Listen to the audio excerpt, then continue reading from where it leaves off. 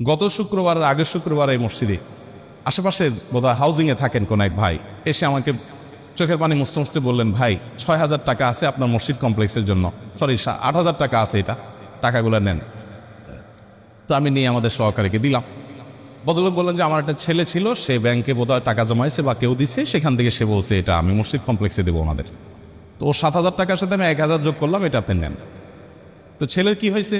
ও বলে যে ছেলে আপনার হাতে দিতে চাইছে, কিন্তু সে হাসপাতালে বেডে শুয়ে আছে। হাসপাতালে বেডে শুয়ে আছে ছেলেটা। কি হয়েছে তার? বলে যে ক্যান্সার আক্রান্ত। ক্যান্সার আক্রান্ত ৬ বছরের বাচ্চা, এবং সে লাস্ট স্টেজে আছে, শুধু মৃত্যুর জন্য অপেক্ষা করছি আমরা। তো আমার খুব খারাপ লাগলো, বললাম যে ছেলেকে দেখতে যাবো আমি। পরের দিন গেলাম হাসপাতাল, আলমারার হাসপাতালে গেলাম। হাসপাতালে যাওয়ার পর যে দৃশ্য দেখলাম আমি, ছেলেটা মারা গেছে কয়েকদিন আগে। এই এলাকার মহল্লার মানুষ উনি এখানকার। তো সে দৃশ্য দেখে আমার সাথে আরও একজন গেছেন, যারা গেছেন কেউ নিজেকে ঠিক রাখতে পারেন নাই। প্রত্যেকটা মানুষ কাঁদছিলেন, এত কষ্ট হচ্ছে বাচ্চাটার, মানে দেখার মতো কোনো দৃশ্য না। ৬ বছরের একটা বাচ্চা, কত বড় পরীক্ষা মা বাবার জন্য।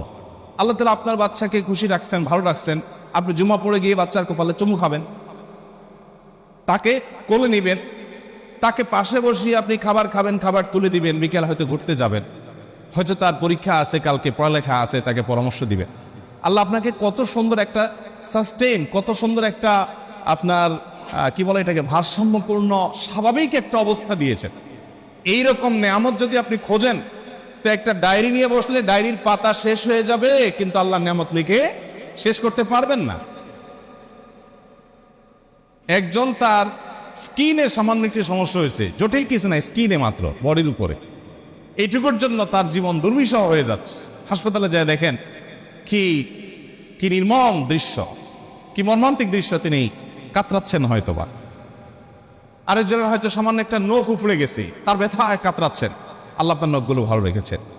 আল্লাহ তাআলা এমনি এমনি কোরআনে বলেন নাই, গোটা পৃথিবীর সমস্ত প্রাণীকে যদি কালি বানাও আর সকল গাছকে যদি কলম বানাও এবং লিখতে থাকো আমার নেয়ামত, তোমার গাছ একসময় শেষ হয়ে যাবে, তোমার নদী নালা সমুদ্রের পানি শুকিয়ে শেষ হয়ে যাবে, এরপর যদি আবার তোমাকে দেওয়া হয় এগুলোর ডাবল, সেগুলো শেষ হয়ে যাবে, কিন্তু আমার নেয়ামত লিখে শেষ করতে পারবা না। কেন একজন মানুষ বিপদেও আলহামদুলিল্লাহ বলবে? কেন? কি যুক্তি আমাকে বলেন।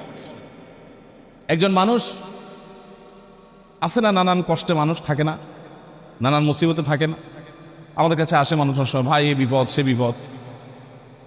তা আমরা বলি ভাই ধৈর্য ধারণ করেন, বিপদেও আলহামদুলিল্লাহ বলতে শিখেন। কেন বিপদে আলহামদুলিল্লাহ বলবে বলেন?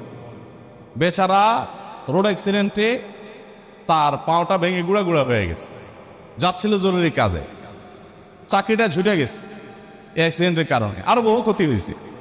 আপনি অবস্থায় যে বলতেছেন ভাই সকল অবস্থায় আল্লাহ শুকর আদায় করতে হয়, আপনি আলহামদুলিল্লাহ বলেন। কি যুক্তি আছে বলেন তো? বেটা মরতেছে, আপনি বলেন আলহামদুলিল্লাহ বলেন। বলেন এই আলহামদুলিল্লাহ বলাটা যৌক্তিক না অযৌক্তিক? কেমনে যৌক্তিক? এটা মরতেছে, আপনি বলেন আলহামদুলিল্লাহ বলেন। আলহামদুলিল্লাহ তো খুশির জন্য না বলবে, হ্যাঁ? এর থেকে খারাপ হতে পারতো। This is the point. আপনার বাসার চুরি হলো, চোরে যা ছিল ফোন টোন যেগুলো যেগুলো নেওয়ার মতো স্বর্ণ গয়না সব নিয়ে চলে গেছে, ঈদের মধ্যে বাড়িতে গেছেন সব নিয়ে চলে গেছে।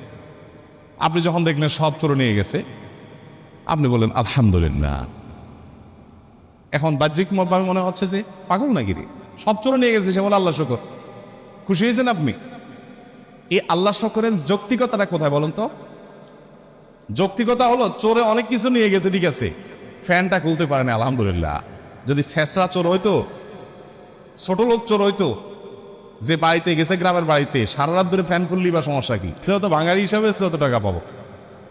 আমার খাটগুলো আছে, হাড়ি বাতিলগুলো অন্তত রেখে গেছে, অনেক কিছু রেখে গেছে।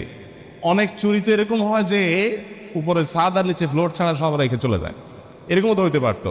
আর চুরি না হয়ে যদি এখানে অগ্নিকাণ্ড হইতো আর আগুনে সব ছাই হয়ে যেত, ভূমিকম্পে সব মাটির নিচে ধসে যেত, তাহলে কি হতে পারতো? তো তার চাইতে তো আমি ভালো আছি আলহামদুলিল্লাহ। এই জন্য ইমানদার কখনো দুঃখে থাকতে পারে না।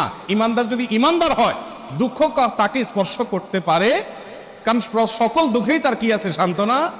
আর বেঈমানের কি? আল্লাহর মধ্যে অবিশ্বাসী কোনো সান্ত্বনা আছে? সে কি বলবে? ও স্যাড, শিট, ব্যাড, হ্যাঁ, গালিগালাজ করে, অস্থির করে, ভাঙচুর করে। বেচারা কোনো সান্ত্বনা আছে কপাল পড়া? আল্লাহ এই জন্য কোরআনে বলেছেন যালিকা বিআন্নাল্লাহা মাওলাল্লাযীনা আমানু, এটাই কারণ যে ইমানদারদের এক অভিভাবক আছেন মহান আল্লাহ, তার সব রাস্তা বন্ধ হয়ে গেছে, সে জানে আসল রাস্তা এখনো ওপেন আছে, তাকে কেউ হারাতে পারে না, শেষ মুহূর্তে পর্যন্ত সে আল্লাহর কাছে সাহায্য চায়। সেদিন এক ডক্টরের কাছে গেলাম, প্রফেসর, সিনিয়র মানুষ, তিনি দীর্ঘ সময় আমাকে বোঝাতে লাগলেন বিভিন্ন বিষয়, আল্লাহ কিভাবে আমাদেরকে সৃষ্টি করেছে। আমি তো সায়েন্সের ছাত্র না, মুগ্ধ হয়ে গেলাম শুনে, সুবহানাল্লাহ, কিভাবে সম্ভব? আমরা যে খাবার গ্রহণ করি সেগুলো কতগুলো ধাপে মল হয়ে মূত্র হয়ে আমাদের শরীর থেকে বের হয়, তার আগের ধাপগুলো কি, কিভাবে এগুলো আল্লাহ রাব্বুল আলামিন এইভাবে সেট করলেন। এটা এইভাবে কাকতালীয়ভাবে হতে পারে না কোনো পরিকল্পনা ছাড়া। মলদার সম্পর্কে বললেন যে মলদার নিচে, এখানে আল্লাহ যদি পিঠে দিয়ে দিতেন, বুকে দিয়ে দিতেন, তাহলে আপনি কিভাবে আপনার শরীরের আবর্জনাগুলো বের করতেন? কত কঠিন হতো। পারফেক্ট জায়গা আল্লাহ সেট করেছেন। আবার সেটাকে এমনভাবে আল্লাহ তাআলা তৈরি করেছেন যে মলমূত্র এমনিতে বের হয়ে যায় না, ওটা বন্ধ থাকে। আবার যাতে বের হওয়া সহজ হয় তার জন্য পানি যতটুকু প্রয়োজন মলের সাথে ততটুকু দেওয়া হয়, আঠালো পদার্থ তৈরি হওয়ার ব্যবস্থা করা হয়, না হলে এটা ছিঁড়ে যাবে, ফেটে যাবে। মানে কত কিছু যে আছে। প্রায় 2.5 ঘন্টা, আমি একটা রোগী, আমাকে উনি 2.5 ঘন্টা সময় দিলেন। অবশ্য রাতে অন্য রোগী ছিল না, কেউ, সব শেষ রোগী ছিলাম আমি। 2.5 ঘন্টা উনি আমাকে বোঝালেন এবং আমি মুগ্ধ হয়ে গেলাম, সব ভুলে গেছি আমি কাজ কাম বাদ দিয়ে। সুবহানাল্লাহ। বললেন যে ভাই, আল্লাহ তাআলা কি নিয়ামত আপনার ভিতর দিয়ে রাখছে, আপনি এটা বুঝেন তো আপনার কপাল সিজদায় অবনত এমনিতেই হয়ে যাবে। তো আল্লাহর স্মরণের অংশ হিসাবে এগুলো, যে আল্লাহর কুদরত নিয়ে চিন্তা করা। আর সব বাদ দেন, আল্লাহ আমাকে হাত পা সুস্থ রেখেছেন, কত মানুষ অসুস্থ, কত মানুষ অসুস্থ, কত মানুষ বিভিন্নভাবে আক্রান্ত।